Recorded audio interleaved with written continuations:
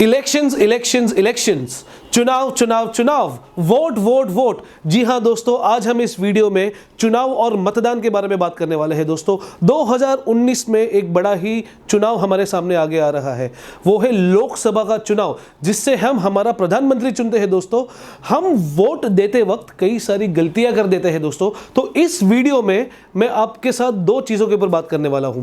पहली ये है कि हम वोट देते वक्त क्या गलतियां करते हैं, एंड सेकेंड ये है कि हमारे देश में कितने प्रकार के चुनाव होते हैं और उन चुनाव के जरिए हम किस प्रकार की सरकार बनाते हैं। बहुत सारे लोगों को यही नहीं मालूम होता है कि उनका वोट कितना वैल्यूएबल है, वो वोट दे करके किस लेवल पे सरकार फॉर्म करेंगे और उनसे उनका डायरेक्ट और इनडायरेक्ट फायदा क्या होगा। दोस्तों तो आइए इस वीडियो में हम बात करेंगे हमें किसे और किस प्रकार से मतदान करना चाहिए। दोस्तों सबसे पहले हम बात करने वाले हैं हमारे रॉन्ग डिसीजंस की। हम वोट देते वक्त किस प्रकार की मिस्टेक्स करते हैं, हम उसके बारे में बात करेंगे। सबसे पहले मैं ये कहना चाहूँगा कि हमारे देश में बहुत सारे लोग हैं जो वोट डालने जाते ही नहीं। हमारे देश का जो वोटिंग का एलिजिबल पॉपुलेशन है उसमें से एक बहुत ही बड़ा चंक ऑफ पॉपुलेशन है, एक बहुत ही बड़ा परसेंटेज ऑफ पॉपुलेशन है जो वोट ही नहीं डालता। उदाहरण के तौर पे अगर मैं आपको बात करूं तो 2014 के लोकसभा चुनाव में करीबन 34% of the eligible voter candidate didn't go for vote. 34% population जो वोट दे सकता था और एक सरकार बना सकता था, उन्होंने वोट देना ज़रूरी ही नहीं समझा और 66% पॉपुलेशन ने वोटिंग की। ये वीडियो में सबसे पहले मैं ये कहना चाहूँगा कि हमारा वोट जो है वो बहुत ही मूल्यवान है। हमारा संविधान हमें राइट टू वोट देता है, जिससे हम हमारी सरकार चुन सकते हैं और हमारी और हमारे देश की प्रगति हो सकती है।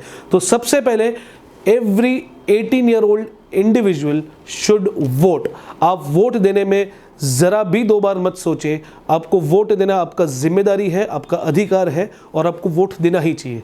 सेकेंड प्रॉब्लम जो हम जनरली फेस करते हैं, हम जो देखते हैं वाइल वोटिंग इज कि हम कास्ट बेस्ड वोटिंग करते हैं।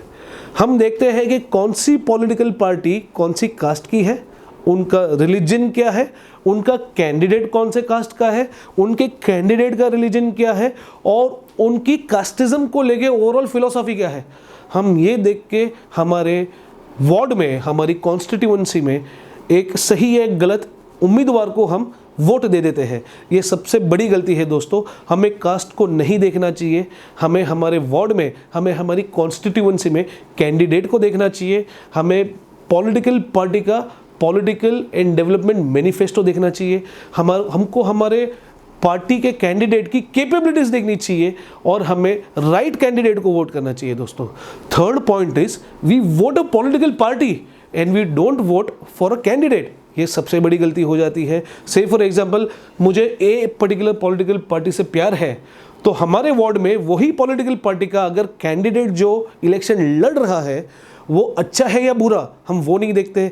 हम कैरिड अवे हो जाते हैं वो पॉलिटिकल पार्टी के डायरेक्शन में और हम एक गलत कैंडिडेट को एक लोकल लेवल पे, एक स्टेट लेवल पे या तो एक लोकसभा लेवल पे हम वोट दे देते हैं, जिससे हमें और हमारे देश को डेफिनेटली नुकसान है।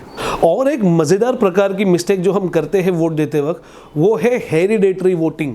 हेरिडेटरी वोटिंग का मतलब है अगर मेरे पिताजी ए पर्टिकुलर पार्टी को वोट देते थे तो मैं भी ए पर्टिकुलर पार्टी को ही वोट दूंगा। अगर मैं ए पर्टिकुलर पार्टी को वोट देता हूं तो सोचे समझे बगैर मेरा बच्चा जब 18 साल का होगा तो वो भी वही पार्टी को वोट देगा। ये गलत हो जाएगा दोस्तों।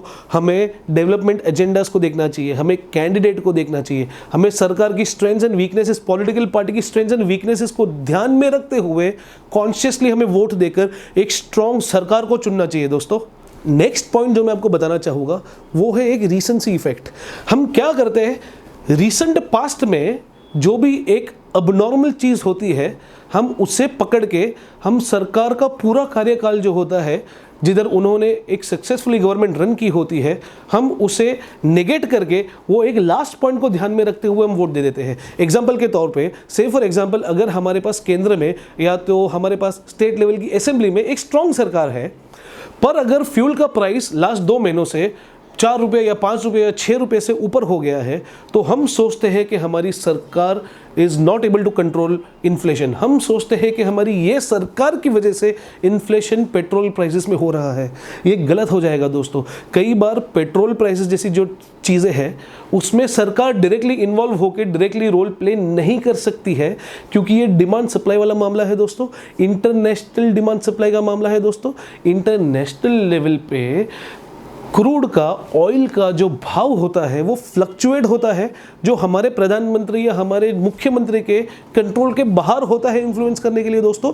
तो रिसेंटली जो भी घटना होती है उसे दिमाग में रख के आप एक रॉन्ग सरकार को, एक रॉन्ग कैंडिडेट को मतदान मत दीजिए। आप पास्ट में उनका परफॉर्मेंस देखें, आप उनका परफॉर्मेंस इवेल्युएट करने की कोशिश कीजिए एंड फिर ही आप मतदान कीजिए दोस्तों। तो ये थी क्विकली जो मैंने आपको कुछ मिस्टेक्स बताई जो हम जनरली करते हैं एक वोट देते वक्त। अब हम बात करेंगे हमारे देश में कितने प्रकार के चुनाव होते हैं इस बारे में दोस्तों। काफ़ी बार हमने ये देखा है कि बहुत सारे नौजवानों को और कोई केस में इवन सीनियर सिटीजन्स के लेवल तक लोगों को मालूम ही नहीं होता है, बेचारे पढ़े लिखे नहीं होते हैं बंदे, उनको मालूम ही नहीं होता है कि वो वोट किसे दे रहे हैं और वो वोट से क्या होने वाला है आगे। हमारे देश में कितने प्रकार के चुनाव हैं और हमें किसको कब किस चीज़ के लिए वोट देना है दोस्तों। तो हमारे देश में बेसिकली 3 प्रकार के चुनाव होते हैं दोस्तों। एक होता है म्यूनिसिपल इलेक्शन, जो एक म्यूनिसिपैलिटी लेवल पे एक सिटी में होता है, एक स्टेट में एक सिटी में होता है दोस्तों। ये जो चुनाव होता है उसमें हम एक नगर सेवक, हम एक कॉरपोरेटर लेवल के कैंडिडेट को चुनते हैं दोस्तों। ये जो कैंडिडेट होता है उसकी रोल्स, उसकी भूमिका, उसकी जिम्मेदारी, उसकी रिस्पॉन्सिबिलिटीज़ एक छोटे से वार्ड तक सीमित होती है दोस्तों।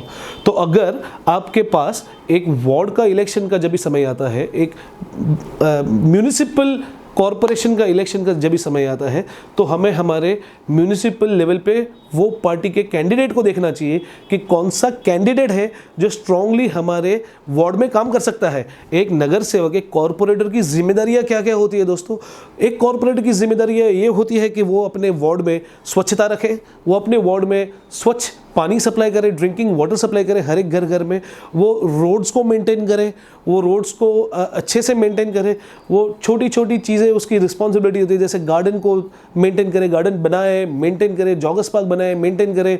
उनकी छोटी छोटी जिम्मेदारी होती है कि रोड पे एडिक्वेट लाइटिंग हो। तो उनका जो रोल होता है वो एक वार्ड लेवल पे सीमित होता है, वो वार्ड के बाहर जाके कुछ काम नहीं कर सकते हैं दोस्तों। जब भी आप एक नगर सेवक को चुनते हो तभी आपको ये देखना चाहिए कि आपके वार्ड के लिए कौन राइट कैंडिडेट है। तभी आप पार्टी वार्टी को मत देखा करो दोस्तों। तभी आप ये मत देखो कि ये फलाना कैंडिडेट कौन से पार्टी से बिलोंग करता है और वो पार्टी का ओवरऑल आइडियोलॉजी क्या है। That will not help you in that particular ward. आपको वार्ड लेवल पे एक स्ट्रॉन्ग कैंडिडेट को सिलेक्ट करना चाहिए। सेकेंड हम बात करेंगे वो है एमएलए के बारे में। MLA member of legislative assembly होता है, ये विधानसभा इलेक्शन बोलते हैं हम इनको। तो विधानसभा इलेक्शन में हम एमएलए के लिए वोट करते हैं दोस्तों। एमएलए जो होता है वो एक बड़ा रोल प्ले करता है नगर सेवक और कॉरपोरेटर के कंपैरिजन में दोस्तों। उसका जो वार्ड है वो कई मल्टीपल टाइम्स बड़ा होता है एक नगर सेवक के कंपैरिजन में दोस्तों। और ये एमएलए जो है वो उस वार्ड को स्टेट लेवल के विधानसभा में रिप्रेजेंट करता है। हर एक स्टेट में एक विधानसभा होती है दोस्तों, और हर एक स्टेट लेवल की अपनी खुद की इंडिपेंडेंट विधानसभा होती है। स्टेट लेवल में जो विधानसभा होती है उसमें नंबर ऑफ एमएलएज होते हैं। Number of MLA state to state differ करते हैं। कोई छोटे स्टेट होते हैं जिधर कम नंबर ऑफ एमएलएज की सीट्स होती है विधानसभा में, और कोई बड़े होते हैं जिधर ज़्यादा एमएलएज होते हैं एक सरकार फॉर्म करने के लिए। एग्जाम्पल, उदाहरण के तौर पे मैं अगर आपको बात करूं तो महाराष्ट्र के विधानसभा में वी हैव 288 सीट्स। विधानसभा में हमारा संविधान ये कहता है कि minimum 60 that is 60 and maximum 500 seats हो सकती है। तो जब भी हम विधानसभा की बात करते हैं तभी हमें एमएलए कैंडिडेट को देखना चाहिए।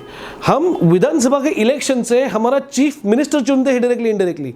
जो पार्टी के पास ज़्यादा सीट्स होती है और ज़्यादा एमएलए चुन के उनके आते हैं, वो पार्टी स्टेट लेवल पे अपनी सरकार बनाता है और वो एक मुख्यमंत्री चुनता है दोस्तों। तो जब भी हम एमएलए को इलेक्ट करते हैं तो हमें एमएलए कैंडिडेट भी ध्यान में रखना चाहिए, और हमें ये भी ध्यान रखना चाहिए कि हमारे स्टेट के लिए लीडरशिप किस पार्टी की स्ट्रांग है, किस पार्टी हमारे स्टेट को डेवलप कर सकता है और नेक्स्ट लेवल पे लेके जा सकता है। कई कबार ये होता है कि लोकल लेवल पे एमएलए कैंडिडेट बड़ा स्ट्रांग नहीं है, पर स्टेट लेवल पे हमारा जो चीफ मिनिस्टरियल कैंडिडेट है वो बड़ा स्ट्रांग है। तो आप वो चीज़ को ध्यान में रखते हुए आप आपका वोट किसे देना है ये आप डिसाइड करो। दोस्तों, एमएलए के पास अगर मैं आपको समझाने की कोशिश करूं तो बेसिकली 3 प्रकार के पावर होते हैं। वन इज लेजिस्लेटिव पावर, वो स्टेट लेवल पे लॉ मेकिंग में पार्टिसिपेट करता है। सेकेंड होता है फिस्कल पावर, ये होता है फाइनेंशियल पावर, वो गवर्नमेंट की जो फाइनेंसेस होती है उसकी जो एक्सपेंडिचर्स होते हैं उनको वो मॉनिटर करता है, अप्रूवल्स के द्वारा वो एक्सपेंडिचर को वो अप्रूव करता है और उसका फाइनेंशियल लेवल पे हिसाब किताब रखना उसका एक पावर में आता है दोस्तों। एंड थर्ड जो होता है वो है एग्जीक्यूटिव पावर। स्टेट लेवल पे विधानसभा में बहुत सारी पॉलिसीज बनती है, लोकसभा इलेक्शन में सेंटर लेवल पे बहुत सारी स्टेट के लिए भी पॉलिसीज बनती है। ये सभी पॉलिसीज, ये सभी स्कीम्स को अपने वार्ड में इम्प्लीमेंट करने की प्राइमरी रिस्पॉन्सिबिलिटी जो होती है वो होती है मेंबर ऑफ लेजिस्लेटिव असेंबली की।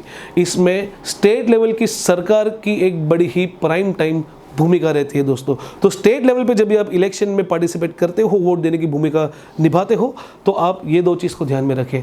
अब हम बात करेंगे लोकसभा इलेक्शन के बारे में दोस्तों। जी हाँ, लोकसभा में हम एमपी का मतलब है मेंबर ऑफ पार्लियामेंट के लिए हम वोट करते हैं।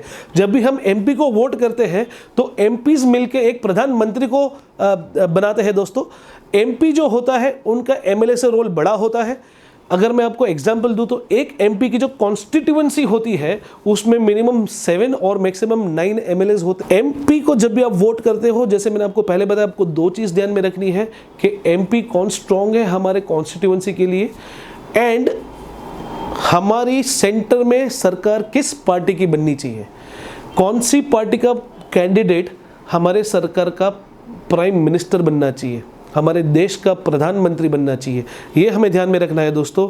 हमारे देश में लोकसभा में 543 सीट्स होती है दोस्तों, जिसमें सरकार बनाने के लिए करीबन 271 सीट्स की आवश्यकता होती है।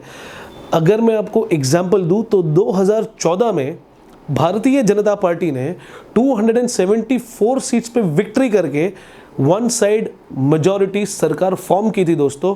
यह इतिहास में पहली बार हुआ है जिधर बीजेपी ने वन साइड सरकार इंडिपेंडेंटली फॉर्म की है। बीजेपी जब भी इलेक्शन लड़ता है, एक एग्जांपल के लिए अगर मैं आपको समझाने की कोशिश करूं तो वो अलायंस के साथ लड़ता है। उनकी अलायंस का नाम है NDA, national democratic alliance. NDA की टोटल 315 सीट्स थी और उसमें से 274 सीट्स बीजेपी की थी, जिससे वन साइड बीजेपी ने लोकसभा में अपनी सरकार बनाई और नरेंद्र मोदी जी को हमारा प्रधानमंत्री बनाया दोस्तों। तो जब भी आप एक लोकसभा के चुनाव में पार्टिसिपेट करते हो तो आपको ये ध्यान में रखना चाहिए कि आप एक प्रधानमंत्री नियुक्त करोगे, आप एक प्रधानमंत्री चुनने जा रहे हो दोस्तों। आपको प्रधानमंत्री को जब भी चुनते हो तो ये देखना चाहिए कि हमारे देश के लिए कौन स्ट्रॉन्ग कैंडिडेट है, हमारे देश को कौन इंटरनेशनल लेवल पे अच्छे से प्रेजेंट कर पाएगा, हमारे देश का जीडीपी कौन मेंटेन कर पाएगा और कौन ग्रो कर पाएगा, हमारे देश का ओवरऑल विकास, हमारा डेवलपमेंट, कौन सा प्राइम मिनिस्टरियल कैंडिडेट है जो अच्छे से कर पाएगा, डिफेंस और सिक्योरिटी को लेके कौन सा कैंडिडेट है जो अपनी जिम्मेदारियां ठीक से निभा पाएगा। दोस्तों, टेररिज्म को कौन सा कैंडिडेट है, प्राइम मिनिस्टरियल कैंडिडेट जो जड़ मूड से बाहर निकाल करके फेंकने की क्षमता रखता है दोस्तों। तो ये सब चीज़ें हमें सेंटर लेवल पे ध्यान में रखनी है जब भी हम एक लोकसभा के कैंडिडेट को, that is member of parliament को वोट देते हैं। दोस्तों, इस वीडियो के माध्यम से मैं हर एक युवाओं को आग्रह करता हूं, हर एक मतदाताओं को रिक्वेस्ट करता हूं कि आप 2019 के चुनाव में ज़रूर वोट दीजिए। जैसे मैंने आपको बताया 2014 में 34% लोगों ने वोट नहीं डाले थे। इस प्रकार मैं उम्मीद करता हूं कि इस बार वो 34% जो है वो आंकड़ा कम से कम हो जाए और मैक्सिमम लोग वोट डालें। दोस्तों, मैं उम्मीद करता हूं कि आप 2019 में बड़ी ही स्ट्रॉन्ग सरकार चुनोगे। ऐसे इन्फॉर्मेटिव वीडियोस मैं आपसे शेयर करता रहूँगा। मेरी चैनल को ज़रूर सब्सक्राइब कीजिए और हाँ, इस वीडियो को ज़्यादा से ज़्यादा शेयर कीजिए जिससे आप लोगों को एडुकेट कर पाओगे। Thank you very much.